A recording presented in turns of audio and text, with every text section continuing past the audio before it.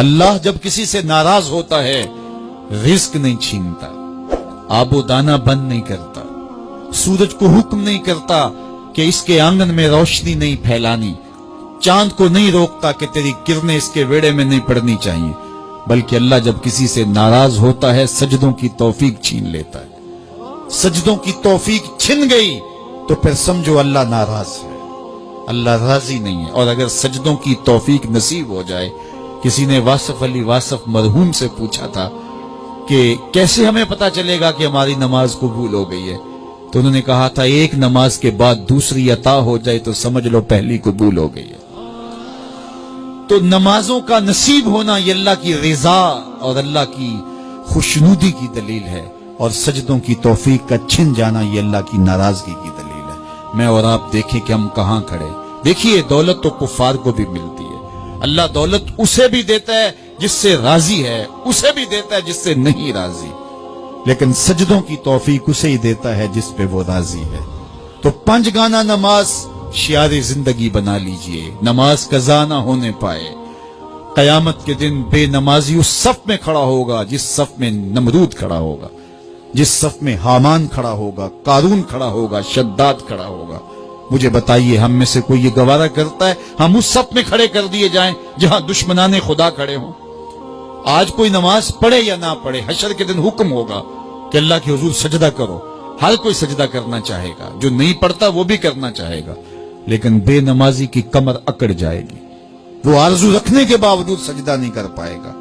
قرآن بتاتا ہے کچھ لوگ جہنم کو دھکیلے جا رہے ہوں گے، انہیں کچھ لوگ پوچھیں گے ما سلککم فی سقر، تم جہنم کو کیوں جا رہے ہو، کیا ہوا تمہیں؟ تو وہ جواب میں کیا کہیں گے؟ لم نک من المصلین، ہم نماز نہیں پڑھا کرتے تھے۔ سب سے پہلا حساب قیامت کے دن جو بندے سے لیا جائے گا وہ نماز کا لیا جائے گا۔ پہلا سوال بندے سے یہ ہوگا۔ یا چڑیاں بھی رب کی تسبیح بولیں اور اشرف المخلوقات سویا رہے، جب صبح کا وقت ہوتا ہے حشرات الارض بھی بلوں سے نکل کے رب کی تقدیس کے ترانے پڑھ رہے ہوتے ہیں، درختوں کی شاخوں پہ چڑیاں پرندے وہ بھی اللہ کی تقدیس کے ترانے پڑھ رہے ہوتے ہیں، حشرات الارض بھی اس کی تقدیس کے گیت گا رہے ہوتے ہیں، اور اشرف المخلوقات خراٹے لے رہا ہو، اس سے بڑی بد نصیبی کیا ہو سکتی ہے؟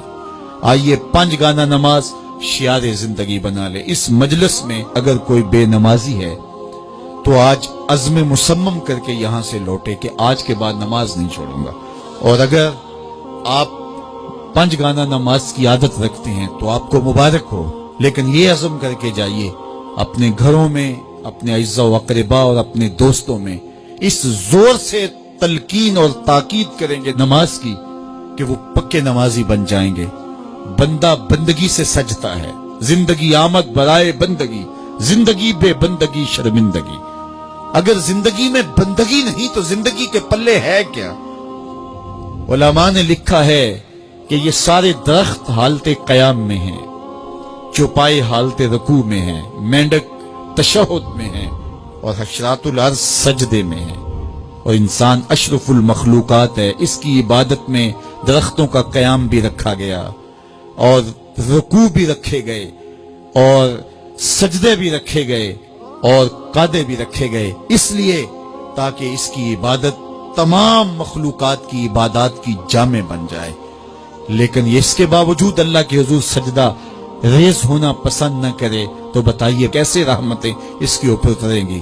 خوش نصیب تو وہ ہیں جو 5 گانا نماز ادا کرنے کے بعد تہجد بھی قضا نہیں ہونے دیتے، سجدوں سے اللہ کے حضور حاضری پیش کرتے ہیں۔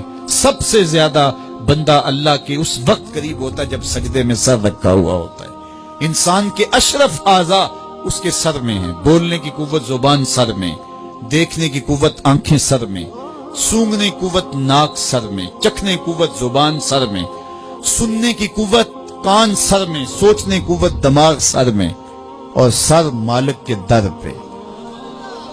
ناک بھی رگڑ رہا ہے، پیشانی بھی رگڑ رہا ہے، اور زبان سے کیا کہہ رہا ہے؟ سبحان ربی الاعلی، مالک مجھ سے نیچے کوئی نہیں، تیرے سے بالا کوئی نہیں۔ انسان کو بندگی کا ذوق جب نصیب ہو جاتا ہے، جب اس کے حضور بندہ جھکنے لگ جاتا ہے تو پھر وہ کسی کے آگے نہیں جھکتا۔ وہ ایک سجدہ جسے تو گراں سمجھتا ہے 1000 سجدے سے آدمی کو دیتا ہے نجات۔